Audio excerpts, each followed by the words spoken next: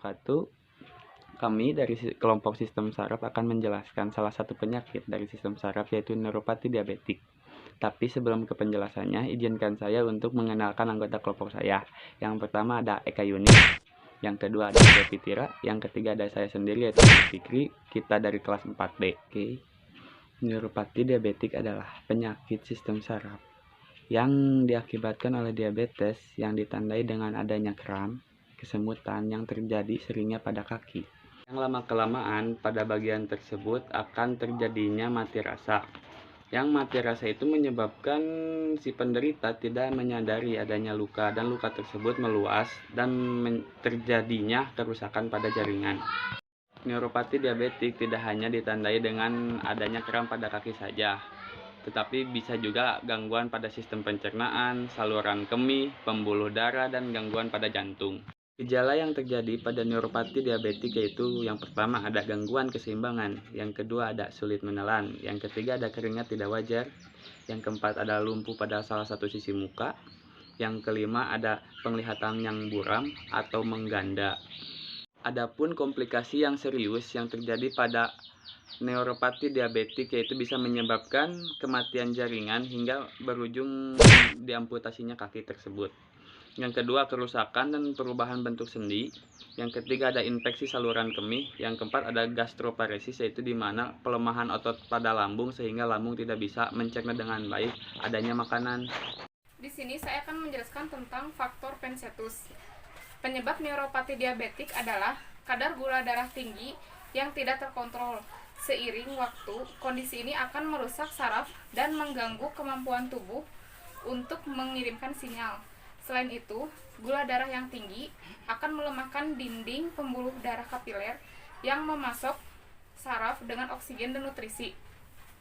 Neuropati diabetik juga dapat disebabkan kondisi faktor seperti yang pertama, peradangan saraf akibat sistem imun yang salah mengira saraf sebagai zat asing yang membahayakan tubuh. Yang kedua, faktor genetik. Yang ketiga, kebiasaan merokok dan minum alkohol tanpa aturan bisa merusak saraf dan pembuluh darah. Di sini saya akan menjelaskan tentang faktor risiko. Yang pertama, tidak mampu menjaga kadar gula darah dengan baik. Yang kedua, menderita diabetes untuk waktu yang lama. Yang ketiga, memiliki berat badan berlebih. Dan yang keempat, menderita penyakit ginjal. Selain itu, saya akan menjelaskan tentang epidemiologi. Frekuensi berbagai bentuk neuropati pada pasien DM mencapai 65-80%. Neuropati diabetik berkembang pada usia berapapun, namun manifestasi klinik lebih sering terjadi pada orang yang berusia lebih dari 50 tahun. Praktis dengan frekuensi yang sama mempengaruhi penderita diabetes tipe 1 dan tipe 2. Bentuk kerusakan paling umum pada sistem saraf perifer adalah polineuropati periferal berdifusi diabetes atau sekitar 80%.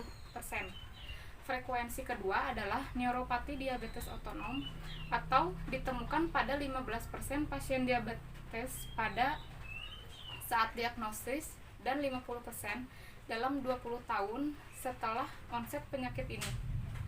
Paling sering pendampingan vegetatif dari sistem kardiovaskuler menderita. Next. Yang selanjutnya, patogenesis atau perjalanan penyakit dari neuropati diabetik. Menurut Mogensen, terdapat 5 tahapan dalam penyakit ini. Tahap yang pertama, terjadi hipertrofi dan hiperfiltrasi. Dalam tahap ini, laju filtrasi glomerulus dan laju ekskresi albumin dalam urin meningkat. Lalu tahap yang kedua, penebalan membran basalis tidak spesifik dan adanya peningkatan mesangium fraksional dalam matriks mesangium. Dan tahapan yang ketiga, ditemukan mikroalbumin urea atau nefropati insipien. Laju filtrasi glomerulus meningkat atau mungkin turun menjadi normal. Lalu, laju ekskresi albumin dalam urin menjadi 30-300 mg per 24 jam.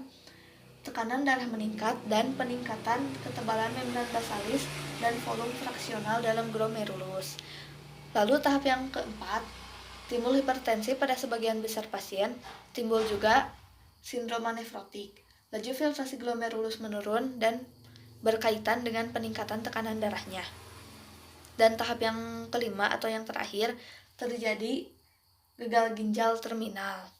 Nah, mungkin segitu aja ya penjelasan dari kelompok kami. Maaf bila banyak kekurangan. Wassalamualaikum warahmatullahi wabarakatuh.